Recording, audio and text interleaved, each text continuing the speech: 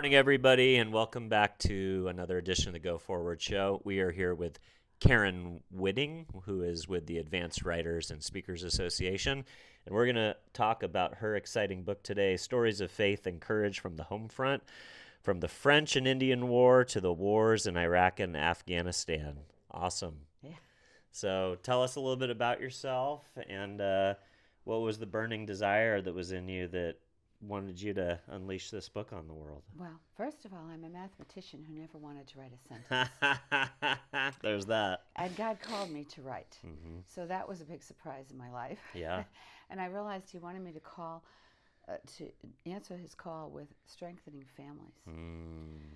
And when I was asked to do something by this particular publisher that I did other books for, on World War II, I said, I don't know anything about machine guns, war strategies and all. I said, I know life as a military wife, as a military mom, I love that. as a dad child who fought in World War II. And I said, I'd like to do something about the home front because I know what that's like. And they said, well, what would you put in it? I started telling him. He says, yes, let's do it. But he wanted it done in 9 months, and he wanted me to do all the wars. And I said, I'm going to have to get a co-author. So I found another Coast Guard wife who had actually written in this series of books, Battlefield and Blessings, amazing. Okay. Jocelyn Green, and we got it done at 10 p.m. on the day it was due. Wow. But my passion there was, as a military wife, what encouraged me often was the stories of other military moms and other people who did things on the home front and what happened with them, because that impacted my life. Totally. Yeah. Well, that's the community that has to stay behind, unfortunately, right? Where,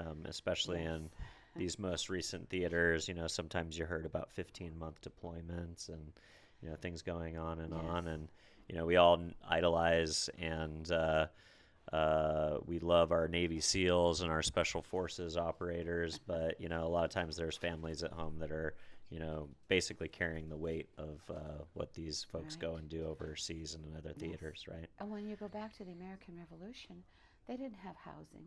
They didn't have any money for the women. They didn't have pensions if your husband died. So you had camp followers who would follow behind the army because without their husband, they often lost their homes and everything they had. They would even take off shirts of dead soldiers just to have a fresh change of clothing. They had nothing. And then you have people like Abigail Snelling that many people don't know about. She comes along. Her father fought in the American Revolution. She was orphaned because her parents got a virus and died. She was shipped back home to her grandmother's with her siblings in Boston. And then her brother, who was in the service, asked her to come stay with him and his wife and child. And so when she did that, she met Captain Snelling from Tippecanoe, War of 1812. So she's bridging in her family from Revolution through that time.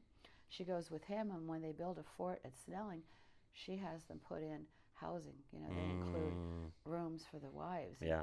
She's teaching Sunday school. She's starting a school. She goes out and starts a school for the Native Americans. There's a lot that she did. When he dies, she starts trying to get a pension because his death was related to wounds from Tippecanoe.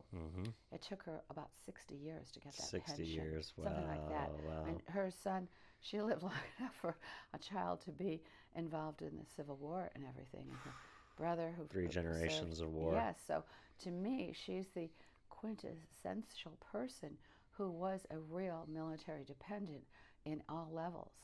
And one of our first women who had that of military life from birth through almost death, because in the end she lived with one of her daughters. Wow, what an amazing story. Yeah. Well, I imagine there's great women of courage and valor chalked throughout this book. Yeah. Mrs. Turner, Karen Turner, she gets the notice. She's an older woman that her son is probably going to have his leg amputated from down in the Carolinas from a battle there. So she rides from Virginia 200 miles overnight to get to him. And she gets there, and the doctor is ready to amputate. She says, no. And he says, well, he's going to get gangrene, and he's going to die, not just lose a leg. And she said, I'll take him. So she gets a little empty cabin that she puts him in and decides, all right, gangrene needs moisture. She has somebody suspend a tub over his head, drills a hole in it, and drips water onto that wound, saves his life. He becomes governor. No And way. they use her method through the Civil War to save limbs. No way. So she literally invented this method that Yes, ended up she did. helping other soldiers Yes. after the fact. What Just a crazy story. mother who was persistent. I love that. Did you happen to get to hear Secretary of War Pete Hegseth's speech last night? No, I got in at the very end. Oh, that's okay. I wanted to. Yeah, yeah. But we had a big event we Of had course, to be at. of course. Well, I'll give you the cliff notes, but a big focus was a recommitment and a focus on the spiritual health of the fighting force. Right. A emphasis on the chaplain's corps. Mm-hmm. They rewrote the spiritual guidebook, which was this thick and mentioned God one time and mentioned playfulness 9 times in it. They basically threw the whole thing in the trash can and started from scratch. Which is good. Totally. But how important have you seen through these stories of amazing women who supported either men in battle or, were called upon to help the war effort, maybe not by carrying a gun, but by carrying other burdens? How important would you say the element of faith in these stories? What were the through lines? You can't, in my opinion, it's hard to have a great soldier without a great Christian heart to power that soldier and that family if they want to stay together and ultimately be successful as a family. And support from that family. Even Abigail Adams, when her husband went off to the Continental Congress, they didn't know what was happening. Fighting's already going on in Boston. She said, we may never see each other again this side of heaven. And went on to encourage him and say, she believed in what he was doing. That's what we need to do for our spouses, that say, we're going to support you no matter what happens. And because this is stories of faith and courage, every day there is the faith of those women on the home front, the faith of the people involved in the wartime.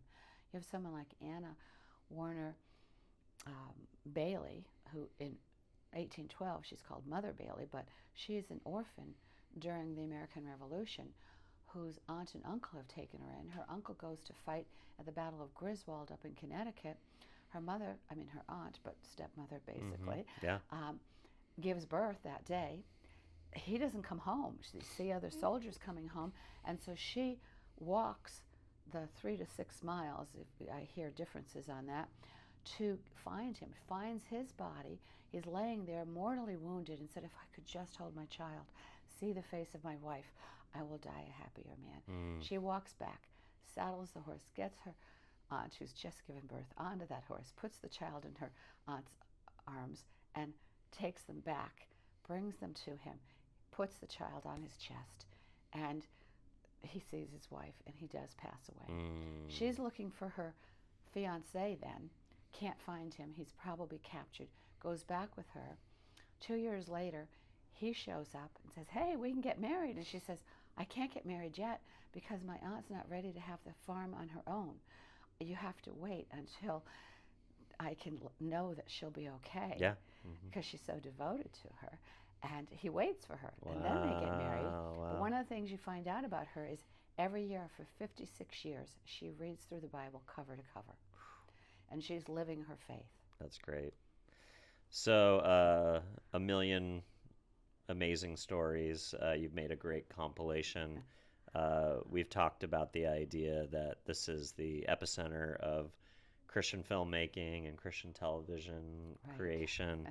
82% of all projects, whether it's a movie, a TV show, a podcast series, a lecture, a documentary, are still adapted from books, so authors are still in good shape. Yes. As you went through these stories, are there any that come to mind where you're like, this needs to be a bigger story, this needs to be a movie, this needs to be a film? There are a lot, but what I really want to do is animation, because I also write for tweens. I love and that. there's stories of the young people, because they're on the home front, those who are under 18, and what they did to impact the war, that I think would make a great animation. I've been talking to people about that, still trying to figure out what to do. But I think these children's stories need to be told so that our young children will not only grab an interest in history from this, but they will understand the courage and patriotism right down to the young ones. I love that. Yeah, it's interesting. One of the big themes of NRB this year is AI, how AI is a creative co-pilot, how it accelerates the writing process. You have to be careful to stay original and not get stuck in traps of laziness and, leaning on it too heavily. And, you need to have a voice or a point of view or no one's going to care. But in the filmmaking side, there's another disruption. You had the transition from film to digital, and then you had the transition of going from Avid editing bays and splicing film down to things like Final Cut Pro and Adobe Premiere, which you could put right on your computer and pay $30 a month for, compared to these big bays. Cameras have gone from $50,000 RED cameras to DLSRs to now I'm at the point where I don't even carry a DLSR because my iPhone is competitive with a DLSR. And now the next revolution is AI in motion pictures. Yes. So I've seen demonstrations where in less than 2 years, you might have a scene in a movie where people are running down the jungle, and then all of a sudden you're like, you know what, this would be better in the mountains and the snow, and you click a button, and then all of a sudden those same characters are running through a mountain through the snow. I mean, you will be to a place in the world where that might be happening and not the too distant future. So with that being said, is there a story that comes to mind that you think would be interesting? Well, I was on the research team for Tim Mahoney when he did The American Miracle. Amazing. So I've already been on that end of some things. Okay. And I talk and work with filmmakers and animators and things. So I've got people interested in this animation. One, it's going to be about 14 months before they can do something. But I hope to talk to Jeremy. Yeah. With you to see if we can speed things up and get a pilot or something. I love it. Done. We'll hope we can do something together. Yeah. Thank you so much for coming. I appreciate it. Thank you, Dylan. Cheers. Bye-bye.